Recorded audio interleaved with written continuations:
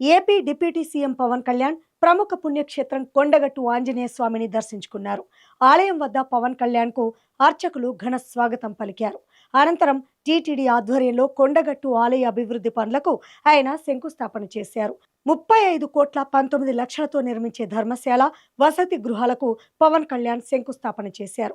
ఇందులో మొత్తం 96 గదుల ధర్మశాల, దీక్ష విరమణ మండపం నిర్మించనున్నారు. ఆ తర్వాత ఆయన ప్రత్యేక పూజల్లో పాల్గొన్నారు. ఇక ఎన్నికల్లో విజయం సాధించిన తర్వాత కొండగట్టు అంజన్ను దర్శించుకొని మొక్కులు చెల్లించుకున్నారు.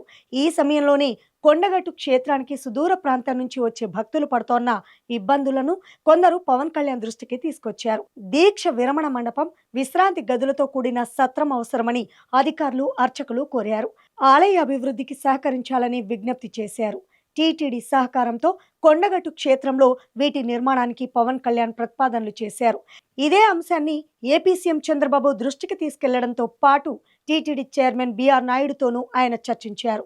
తాజాగా కొండగట్టు అభివృద్ధి పనులకు 35,19,00,000 మంజూరు చేయడానికి టీటీడీ అంగీకారం తెలపడంతో ఆయా అభివృద్ధి పనులకు పవన్ కళ్యాణ్ భూమి పూజ చేశారు.